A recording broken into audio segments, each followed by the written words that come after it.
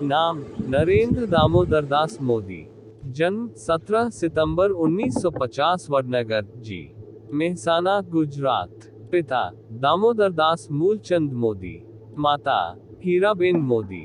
पत्नी जशोदाबेन के साथ। आरंभिक जीवन। नरेंद्र मोदी का जन्म 17 सितंबर 1950 में वडनगर मेहसाना डिस्ट्रिक्ट में हुआ।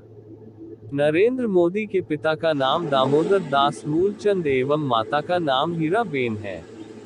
नरेंद्र मोदी के पिता बहुत साधारण तेलीय जाति के व्यक्ति थे, जिनके 6 संतानें थी, जिनमें से एक नरेंद्र मोदी था। नरेंद्र मोदी अपने पिता के साथ रेलवे स्टेशन पर चाय का स्टॉल लगाते थे। इनकी पढ़ाई में बहुत रुचि नहीं थी, पर इनके शिक्षक के अनुसार वे कुशल वक्ता थे। वाद विवाद में नरेंद्र मोदी को कोई पकड़ नहीं सकता था। मोदी जी ने वडनगर से स्कूल की पढ़ाई पूरी की। वह राजनीति विज्ञान में ग्रेजुएशन किया।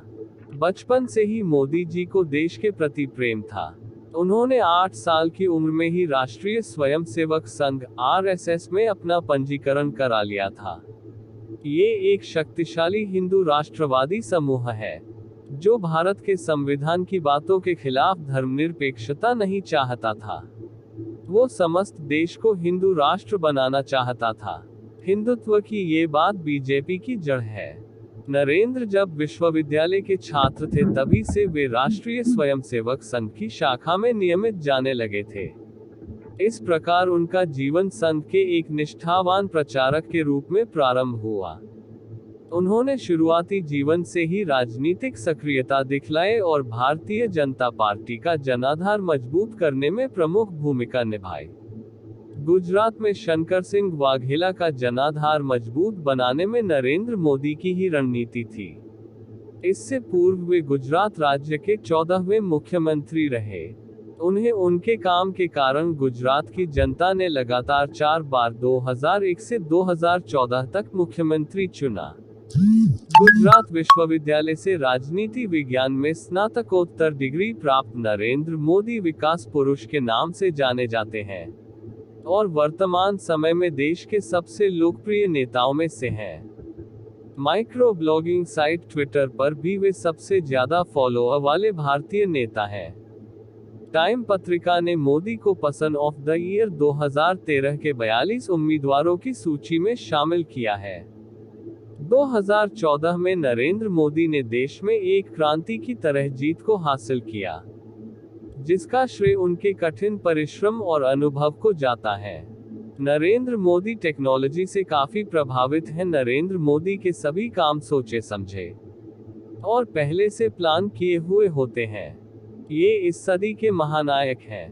एक टारगेट फिक्स करके काम करना ही नरेंद्र मोदी का सबसे बड़ा गुण है, जिससे सभी को सीखने की जरूरत है। बचपन। पिता दामोदर दास मोदी और मां हीराबेन के 6 बच्चों में से ये तीसरे नंबर के थे। इनके घर की आर्थिक स्थिति बेहद खराब थी। मां दूसरों के घर में जाकर बर्तन साफ करती थी और पिता की एक छोटी सी चाय की दुकान थी। एक कच्चे मकान में पूरा परिवार रहता था। गरीबी के कारण 2 वक्त का खाना भी सही से नसीब नहीं होता था। संघर्ष भरे माहौल में मोदी जी ने बहुत छोटी उम्र में ही जीवन के कई ऊंचे नीचे पड़ाव देख लिए थे। बचपन से ही इनको पढ़ाई लिखाई का बेहद शौक था। ये बचपन से ही स्वामी विवेकानंद एवं उनके विचारों को अपना आदर्श मानते थे। 13 वर्ष की आयु में नरेंद्र की सगाई जसोदाबेन चमनलाल के साथ कर दी गई, लेकिन कुछ पारिवारिक समस्याओं के कारण 1967 में मात्र 17 वर्ष की उम्र में ही ये घर छोड़कर चले गए। ये घर छोड़कर उत्तरी भारत में स्थित स्वामी विवेकानंद द्वारा स्थापित हिंदू आश्रम एवं कोलकाता के बेलूर मठ ऐसे ही कई आश्रमों का भ्रमण करने लगे। इन्हीं दिनों में इन्होंने जीवन को गहराई से जाना, अपनी सोच को सुधारा और करीब 2 साल बाद फिर से वापस घर आ गए। इसके बाद मोदी जी आरएसएस के सदस्य बने और पूरी मेहनत से आरएसएस के लिए काम करने लगे। इतनी व्यस्तता के बावजूद मोदी जी पढ़ाई करना नहीं छोड़ा और राजनीति विज्ञान में डिग्री प्राप्त की। वो दिन रात लोगों की सेवा करते, लोगों से जुड़ते और उनकी समस्या को करीब से जानने की कोशिश करते। गुजरात में कार्य। 2001 में गुजरात में भयानक भूकंप आया और पूरे गुजरात में भारी विनाश हुआ। गुजरात सरकार के राहत कार्य से नाखुश होकर भाजपा के वरिष्ठ नेताओं ने नरेंद्र मोदी को गुजरात का मुख्यमंत्री बना दिया। मोदी ने काफी कुशलता से राहत कार्य संभाला और गुजरात को फिर से मजबूत किया। मोदी ने गुजरात को भारत का सबसे बेहतरीन राज्य बना दिया। उन्होंने गांव-गांव तक बिजली पहुंचाई। देश में पहली बार किसी राज्य की सभी नदियों को जोड़ा गया, जिससे पूरे राज्य में पानी की कमी दूर हुई। एशिया के सबसे बड़े सोलर पार्क का निर्माण गुजरात में हुआ। गुजरात के सभी गांवों को इंटरनेट से जोड़ा गया और टूरिज्म को भी बढ़ावा दिया गया। मोदी के कार्यकाल में गुजरात में बेरोजगारी काफी कम हुई और महिलाओं की सुरक्षा में काफी मजबूती आई। इन्हीं कारणों की वजह से गुजरात की जनता ने मोदी को 4 बार लगातार अपना मुख्यमंत्री नियुक्त किया। प्रधानमंत्री बनने के बाद वे भारत का कुशलता से नेतृत्व कर रहे हैं और भारत को नई ऊंचाइयों पर पहुंचा रहे हैं। उन्होंने कई विदेश यात्राएं की और भारत की छवि संपूर्ण विश्व में मजबूत की। इसी कारण विदेशों द्वारा भारत में काफी निवेश हुआ। मोदी ने पड़ोसी देशों से भी काफी अच्छे संबंध बनाए। मोदी ने जन धन योजना, स्वच्छ भारत अभियान, मेक इन इंडिया और डिजिटल इंडिया जैसी कई योजनाओं की शुरुआत की, जिससे भारत में काफी विकास हो रहा है। गुजरात विकास योजनाएं। पंचामृत योजना, राज्य के एकीकृत विकास की पंचायामी योजना। राज्य में जल स्रोतों का उचित व समेकित उपयोग, जिससे जल की बर्बादी को रोका जा सके। कृषि महोत्सव, उपजाऊ भूमि के लिए शोध प्रयोगशालाएं। चिरंजीवी योजना, नवजात शिशु की मृत्यु दर में कमी लाने हेतु। मातृ वंदना, जच्चा बच्चा के स्वास्थ्य की रक्षा हेतु।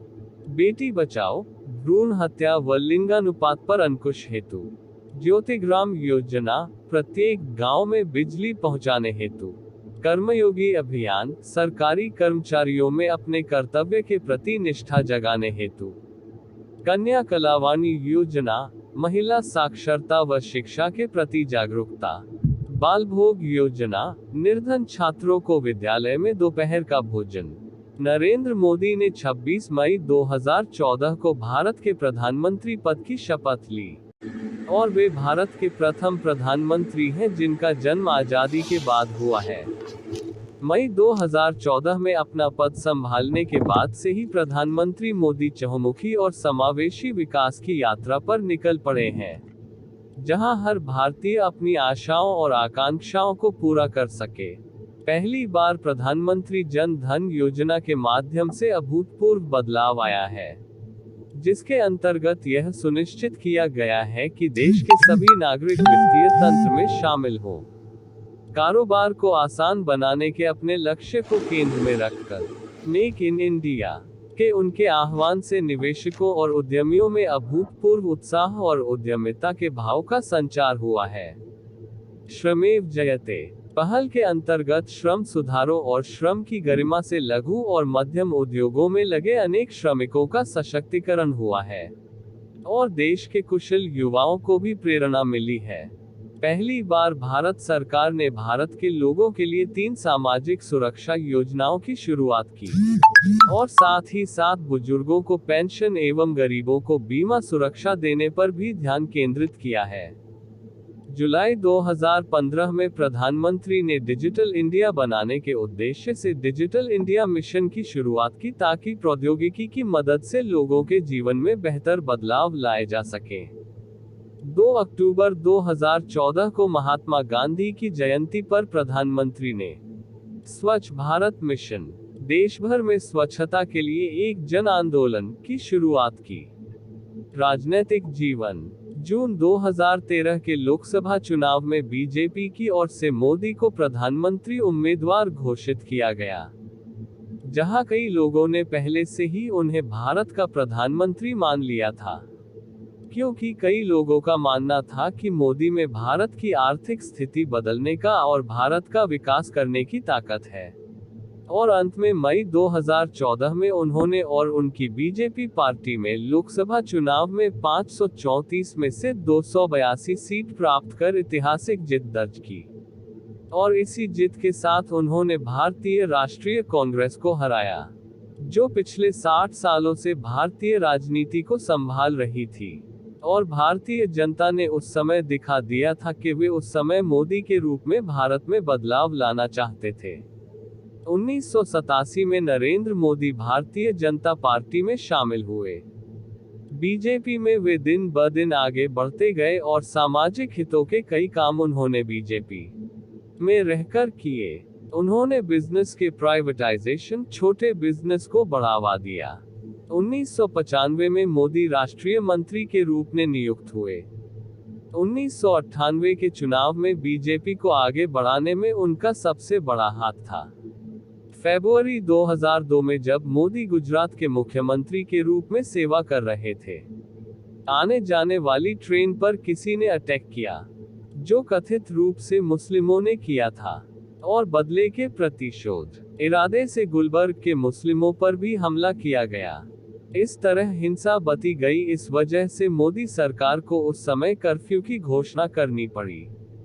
कुछ समय बाद दोनों ही समुदाय में शांति की स्थिति आए और तब मोदी सरकार की कई लोगों ने पूरे देश में आलोचना की, क्योंकि उस हमले में 1000 से भी ज्यादा मुस्लिम मारे गए थे।